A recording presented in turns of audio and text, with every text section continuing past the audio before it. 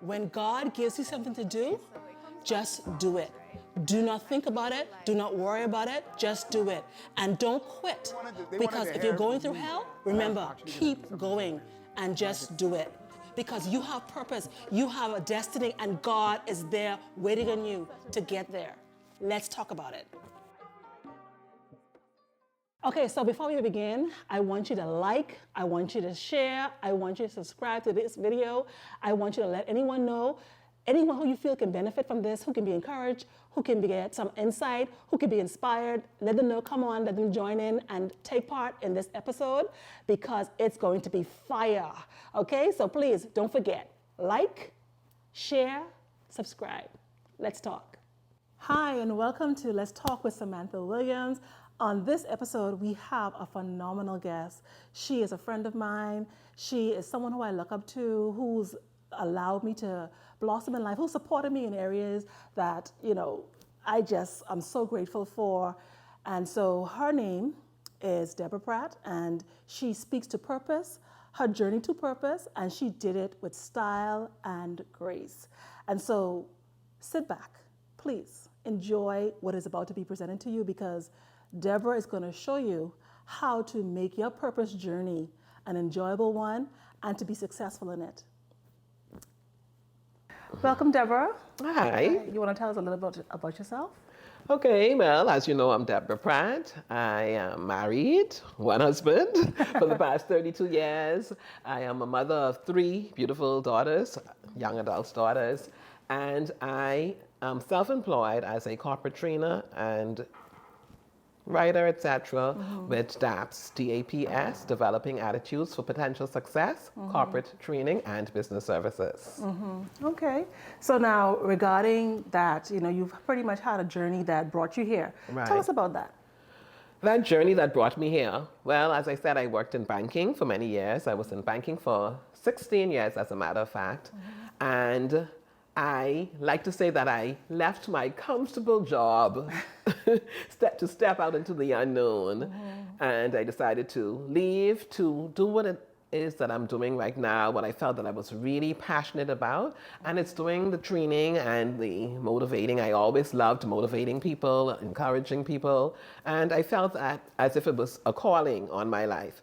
It was something that within the year prior to me leaving, it was something that I just could not shake. It was just like something nagging at me, telling me this is what I was supposed to do.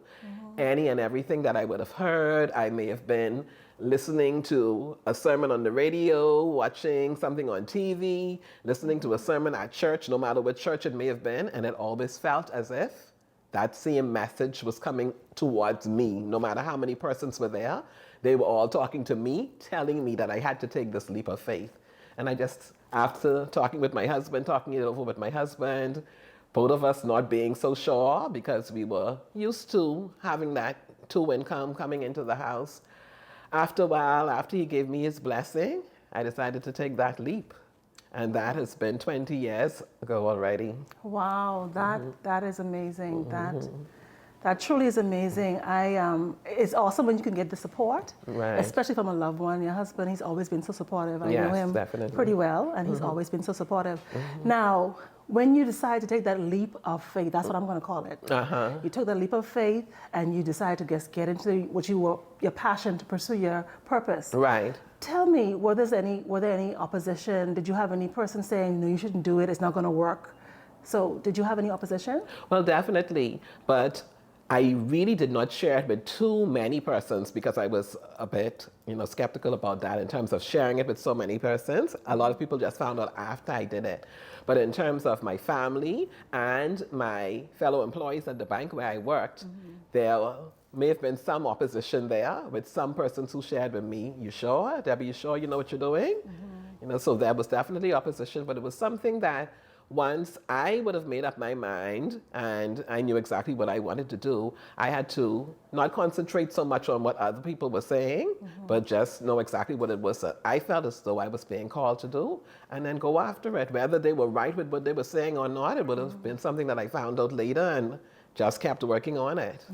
So you didn't listen to the naysayers. I didn't listen to the naysayers. You followed your heart and you pursued your what I thought was my Yes. purpose and what I still believe is my purpose. Absolutely. So now, tell me, did you ever think about going back to the bank?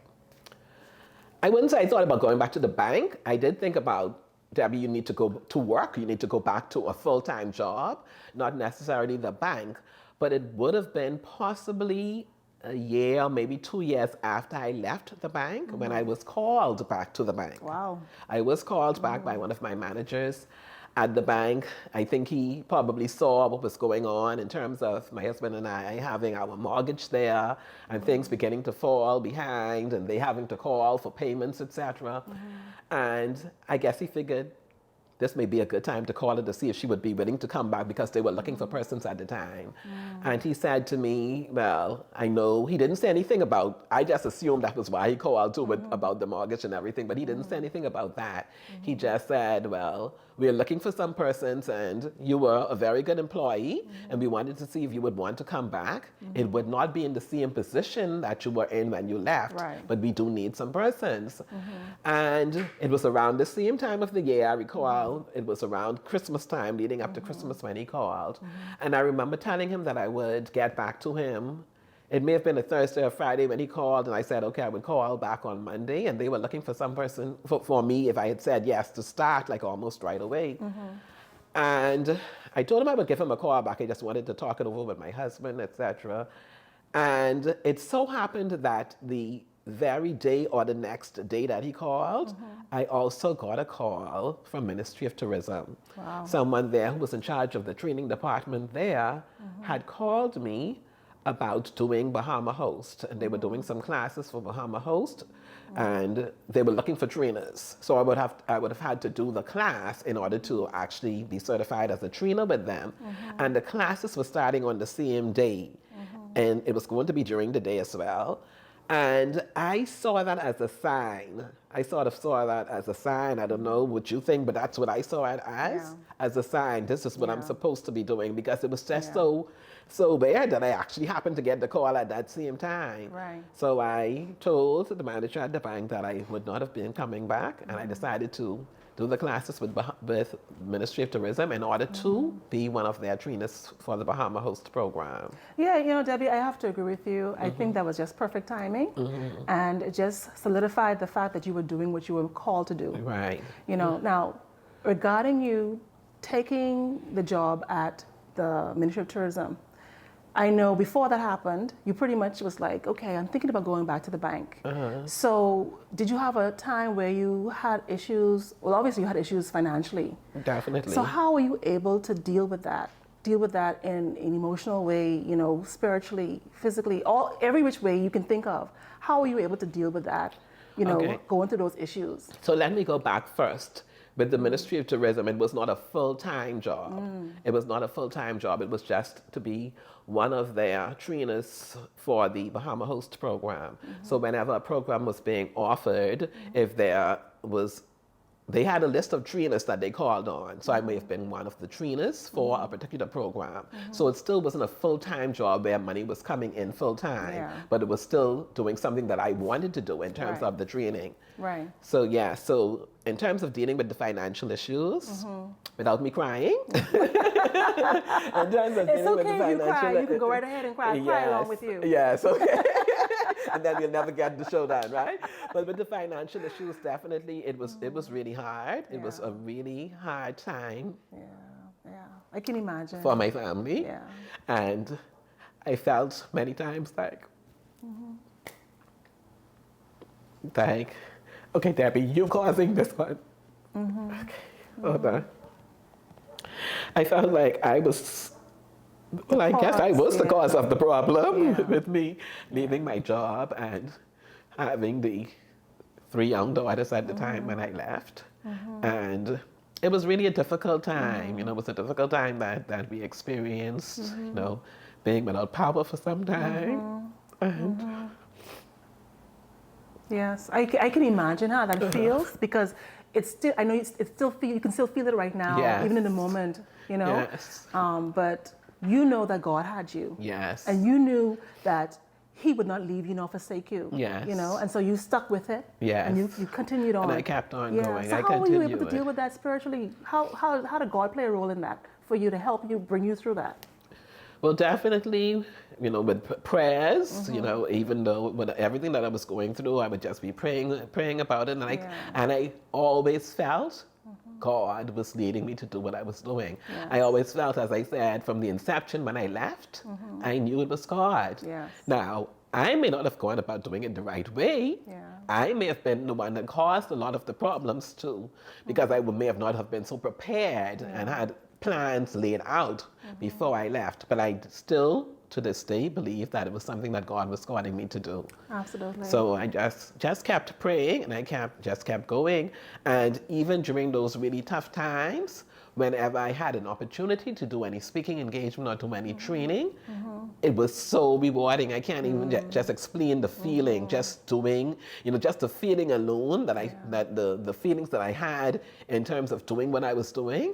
I knew it was because this is something that God really called me to do. It was definitely my purpose. Yes. Yes. And I hearing the conviction in your voice, I believe you. I absolutely believe you that you knew that this is what God called you to do, and so you knew you had to move forward with it. Right. And of course, there had to be a community that supported you in this. Yes. Let's talk about that. Who supported you during this time and gave you the hope to continue on with it? Well, definitely my family, Yeah. with my husband by my side. My family, definitely, my husband is my biggest supporter to this day. Yes. He believes in me more than I believe in myself. Let's talk about it. He believes in me more than I believe in myself, because I still doubt myself sometimes, but he'll just keep pushing me. So he was my number one supporter.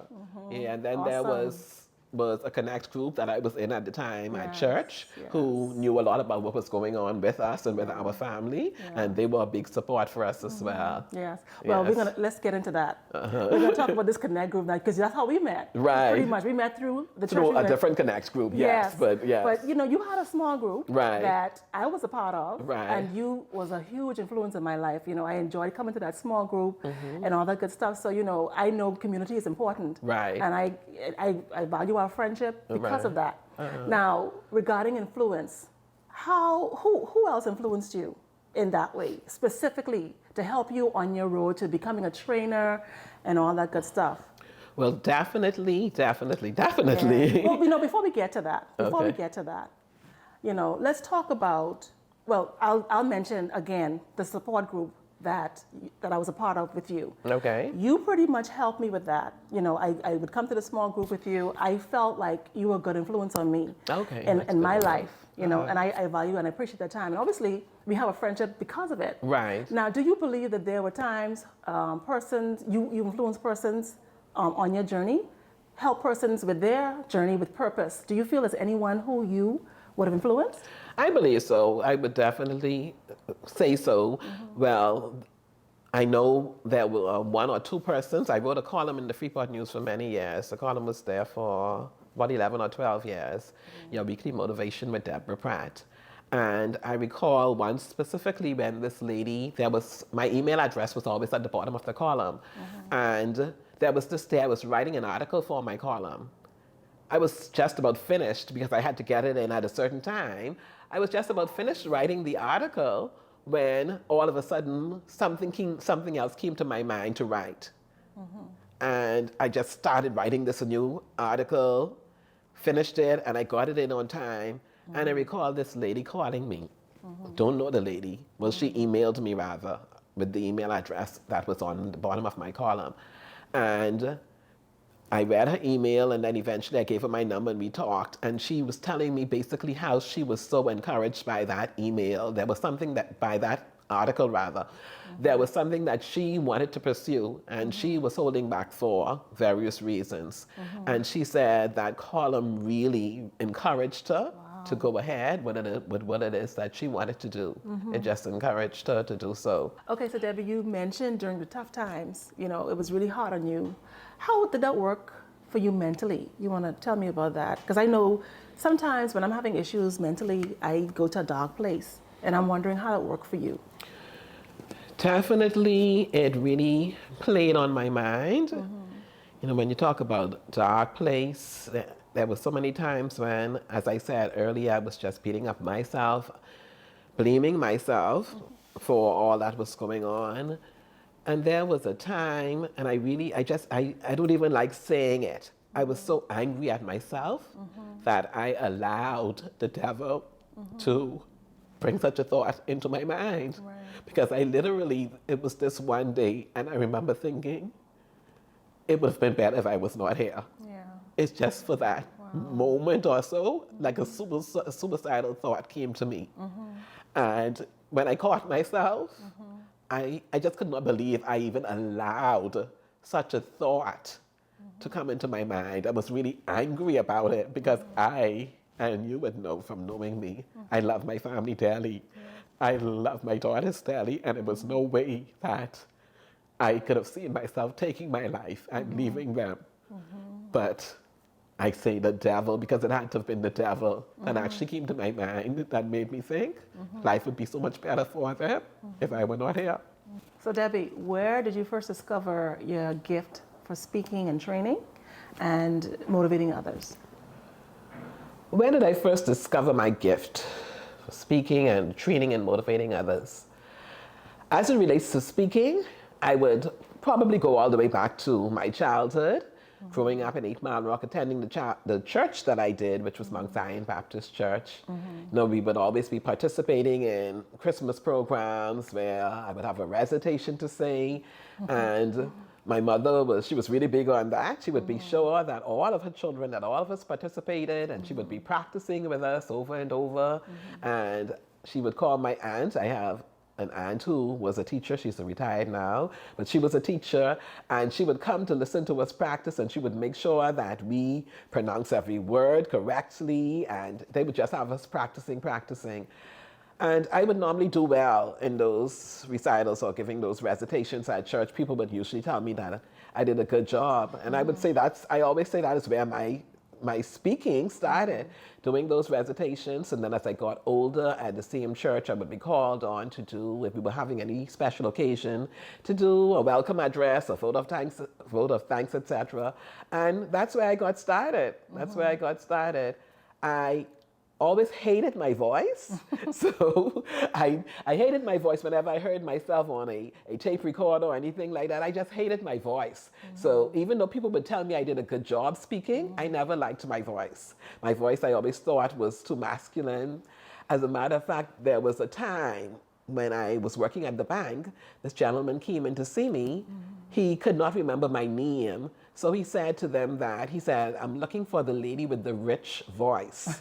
and my co-workers, they were laughing about it when they came to tell me that this gentleman was out there looking for me. He said he's looking for the lady with the rich voice. And they were just laughing about it. And I remember thinking to myself, let them laugh. This voice is going to make me rich one day. Absolutely. Absolutely. So, and just another quick story, just last week, as a matter of fact, I was doing this etiquette class for a group of girls at a church. And after the class, this girl came to me and she said, Miss Pratt, why your voice sounds so deep? So I said to her, well, this is the voice that God blessed me with. So I realized after a while, after I would have joined Toastmasters to try and perfect what I was doing, after I made up my mind that I really want to do speaking and training, I decided to join Toastmasters. And in speaking and with other persons commending me, saying that they love my voice or they love how I speak, I realized that even though I hated my voice, that this is something that God has blessed me with to do exactly what it is that He has called me to do. Yes. And So you pretty much would accredit joining Toastmasters helping you to overcome that insecurity and embracing your calling for the most part. Yes, definitely joining Toastmasters. It helped to develop my speaking in terms of what I wanted to do. Even though I said growing up, people always thought or told me that I did a good job, but definitely joining Toastmasters helped me to refine exactly what it was that I was doing, helped me to become more comfortable doing what I'm doing now. So definitely I credit Toastmasters for that. Yes. You get the opportunity to practice what it is that you really want to do. Yes. And when you ask where I first got the question about training and speaking, my mind also went back to the bank. In terms of not training per se, but I always loved counseling and encouraging people in terms of being a motivational speaker. At one point, one of my coworkers said they might as well just plaster or put a sign on my door saying "Consular, bank consular," because I found where a lot of my coworkers would be coming to me, if they needed to talk about anything, they would always come to me, and that was something I always loved doing, just encouraging people, especially when it comes down to encouraging others to find and pursue their purpose as well. Okay. I want to ask you now about someone who pretty much, I believe, would have influenced your life in a major way, and that is the late Pastor Oughton. Would you be able to share with us how he helped you on your journey to pursue your purpose, and how it affected your life? Well, the late Pastor Will Bowden definitely influenced me greatly. Just sitting under his teachings alone was a great influence. But besides sitting under his teachings, having opportunities to talk one-on-one with him, he was always an encourager, a great encourager. He always encouraged me to do exactly what I'm doing now. I recall there was a time when he had a training opportunity, because Pastor Oughton was also a trainer as well. And he had a big training opportunity, and he called me and asked me if I would work with him at this training that he had to do at a local company. And of course, I was honored to be able to do so. I had put all of his training material together, and when he actually went into the company to do the training, I was actually assisting him by putting the training material together. But while we were there, he asked me to do a portion of the training. So he actually gave me an opportunity to do a training, and that would have been probably one of the first times that I had done, well, besides outside of the actual training that I did to become a trainer. That may have been one of the first times, especially for a big company, that he gave me an opportunity to actually present one of the modules in that training, which I really appreciated.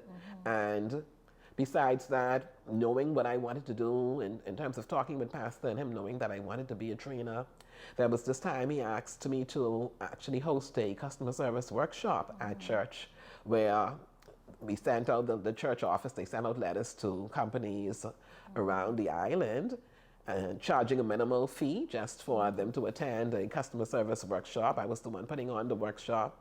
So I put everything together, and they copied them, they made the booklets, and it turned out very well. We had a lot of persons who attended that training. As a matter of fact, I'm big on customer service. As a trainer, my passion, I train in soft skills on the whole, but my passion is customer service. And the training module that I put together for that training, which had to have been now definitely probably 10 to 15 years ago, I still use that same module. Wow. So I was inspired to put together that module when he asked me to do the training at church. Of course, I've enhanced it a lot since then, but that was when I had put together that training module, the customer's numero uno. I still use that same training module. So Pastor Oughton was really, he was really a great impact in what I'm doing now. He played a great impact in that. And he would call me to find out how everything was going, and he would always encourage me. And I recall one time he said to me, he said, "I need you to focus on one thing." That's when he summoned you. Yes. He likes to summon us. Yes, He he summoned me to the office. and asked me how everything was going. And he said, "I want you to focus on one thing." He said, "You're doing training, but I want you to become known," and I always remember this. He said, "I want you to become known as the customer service guru on Grand Bahama." Yes. Because he knew my passion for customer service. Like I said, I train in soft skills in general, but I'm very passionate about customer service. And he was like, "Stick with that and perfect that." I still do the other training sessions, but I always say the customer service is my passion, and that's the one that I am really, that I really push a lot, that I'm really known for doing. And because you had mentioned a time where, your name was being called in rooms that you have never even entered. And that was regarding customer service. Tell me about that. There was this time this lady called me from a local company in reference to me sending them a proposal for customer service training. And she said to me, we want somebody to do customer service training. We were calling around and asking for suggestions. And she said, she gave me a number, I don't remember, but she said something like, if we call 10 people, 8 people said Deborah Pratt. Wow. You know, and then I saw this quote one time that says your name is being mentioned in rooms that your feet have not yet entered. Wow. And I'm realizing that to be so as it relates to my name. Yes. And I'm not saying this to boast, but so many people have been calling me just by word of mouth about customer service. So when Pastor Alton said to become the customer service guru, I think I am indeed becoming that customer service guru on the island. Absolutely. I would have to agree. And it would be remiss of me not to even mention the fact that Pastor Alton mentioned, I don't know if he said it to me directly or I heard him saying it. You know, he said that, you know, you did well. You know, to see you perform is something to behold. He really spoke highly of you. So he was really proud of you, almost like a father. Yes. He was really proud of you. Thank you. Yeah. Even though you got all the support from Pastor Alton, were there moments you still felt like you wanted to quit? Definitely. I was getting the support from Pastor Alton, like you said, as well as my family. But there were still moments when I just wanted to quit or wanted to throw in the towel, as I said earlier, because just of life, when life gets in the way or when life gets hard, I just wanted to quit because in the beginning, I was really working hard to try to get to where it is that I'm at now. And I'm not where I want to be, but it's still a struggle, but it's much better. So in the beginning, I was making calls, sending out emails, just trying to get myself out there, doing the training. And who's Deborah Pratt? A lot of people were like, well, who is Deborah Pratt? They still didn't know who this Deborah Pratt was. So it was hard. And yes, there were times when I still wanted to quit. But it took me years. It took me years to really get myself out there, to get my name out there. And I am so grateful now. I'm thankful now, like the story I shared where people are actually calling on me who I don't even have to send out those letters or those emails like I used to before. So yes, there were moments that I wanted to quit, but I just kept being consistent, you know, just kept going and it really paid off. Yeah, and it is paying off. It is. It's actually truly a success story. Yes. And with all the success, I'm wondering, there's a word called imposter. Well, there's a term, imposter syndrome. I don't know if you're familiar with it? Yes, I am, very much so. Yeah, I would like to find out, would you be able to tell me what that means to you? And how does that, if it plays a role in your life, how does it play a role? Well, when we talk about people having imposter syndrome, that's all about when you don't think you deserve the success that you may be getting. Wow, like that's deep. Yes, that's deep, and Debbie. that's what it's all about. Wow. Like, why me? Me? And I have definitely experienced that, and I still experience it. I still experience it to this day. I just have to talk myself out of it sometimes, because depending, especially if I'm being asked to speak to a certain group of persons, I may be like, me, Debbie? You know, I would doubt myself. I would think I'm not on a certain level where I should be doing these things. I wouldn't even think of the success I may have had before doing it, but it's just because I'm doing it to, I'm being asked to come before a certain group of persons and speak. And it's something that really plays on my mind sometimes. But again, I just keep reminding me that if this is something that God called me to do, my gifts will make room for me and my gifts will bring me before these same people I think I should not be speaking to. Yes, great man. Great man. Absolutely, yes. Great man. Yes. So I just have to keep reminding myself of that. Yes. Yes. But let me tell you, you're a friend of mine. We've been friends for many years now. And I can tell you and I can assure you that, you know, you deserve to be on every platform that you're placed on. God truly has called you. I believe God has truly called you to do what you're doing. I have been inspired by you for many years. I remember times when, you remember the time when I had decided to go and work for a particular company, and you were there and supporting me and just saying, you know, Sam, you can go ahead and do it. I thought, I guess I had imposter syndrome. I couldn't do it. And you were there, and you supported me in that way. And so I know if you can give me that support, I know that you have that for yourself as well. Yes. So trust me, you belong exactly where you are, and you are living in your purpose as you are right now. Thank you so much. Thank you Absolutely. so much. Debbie, your journey is truly inspiring. This story, I mean, I know that I'm being uplifted by it, and it's encouraging me. So, you know, let's just get into this last part of it and speak about someone who probably influenced you in a way that has caused you to be able, outside of speaking about Pastor Alton, of course, someone who pretty much helped you to see things in a different light, help you with this journey as well. Okay, so there was a time when this was when I was president of my Toastmasters Club, and I was presiding over my first meeting. There was this older lady who was a member of our club, and I didn't say anything, but while we were sitting there waiting on the meeting to begin, I guess she noticed that I was really nervous. So she called me outside and she said, "How many fingers do you have?" So I said, 10 fingers. So she said, "I want you to do this for me. I want you to say this for me, and I want you to do your thing, bring your fingers up as you're saying them. I can do all things through Christ who strengthens me." She said, "You have 10 fingers, and when you go up there, I want you to, even if you're counting on those fingers and decide that nobody is noticing, that I want you to keep saying, I can do all things through Christ who strengthens me." I was president of my Toastmasters Club in 2005, so work with me. Let's work the numbers. How many years ago that would have been? 2005. It's almost 2025, so that's like 18, that's 17 yeah, years. 19 years. And to this day, I still do that.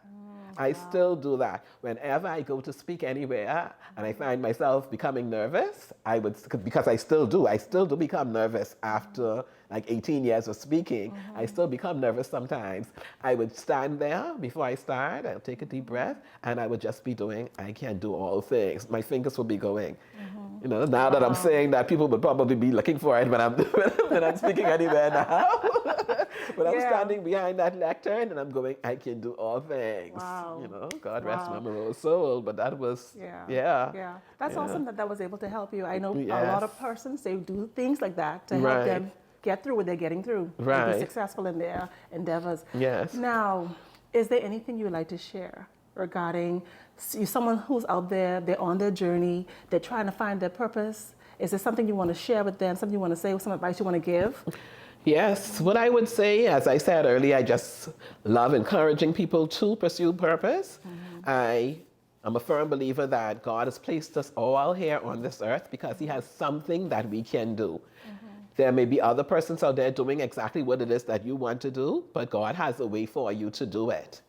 A lot of times we worry, we say, well, I'm not qualified to do this, but there's a quote that I love that says, God does not call the qualified, He qualifies the called. So whatever it is that God has created you to do, He has qualified you to do that.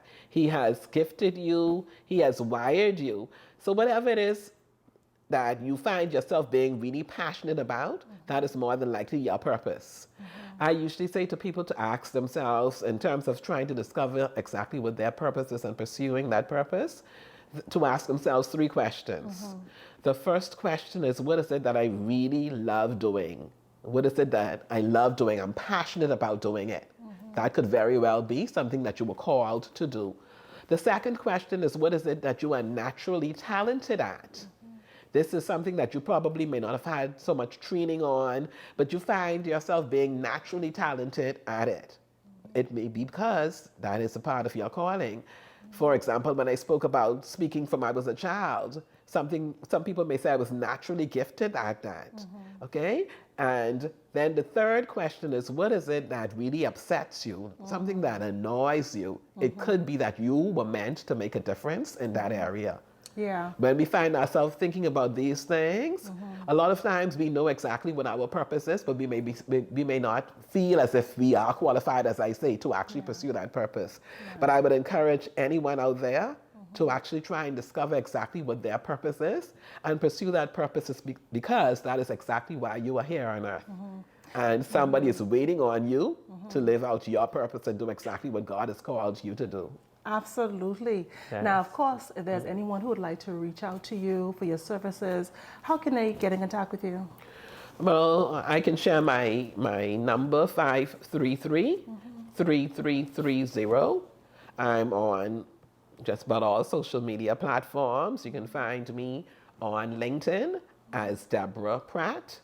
And then you can find me on Instagram or Facebook at DAPS. My business name is DAPS, Developing Attitudes for Potential Success. So it's DAPS, DAPS, Corporate Training and Business Services. Awesome. You can always reach out to me on any of those platforms and send a message. I am big on purpose, as I said, and as a life coach, I work with women. I'm passionate about working with women to help them discover exactly what their purpose is and to encourage them to pursue that purpose. Awesome. And as a trainer, I'm big on customer service. Big on Yes. customer service, okay? Yes, Miss Deborah Pratt, the Yes. customer service Guru, yes. That's it. You've heard it here. This is who she is, and she's here to help you have good customer service. Yes. The best, right? Yes, the best. I know that's right. Okay, so thank you so much, Deborah. I appreciate you being here. Your story is so inspiring. I feel like getting out there and doing some customer service training. Okay? So thank you so much. Okay. I appreciate you. And of course, I wish you all the best in your endeavors. And Thank you. And God thank you for bless. having me. And I wish Absolutely. you all the best with Let's Talk. Thank you. Okay. Thank you. Let the redeemed of the Lord tell their story, for he has delivered you from the hand of the enemy. Are you ready to tell your story? Let's talk about it. Until next time.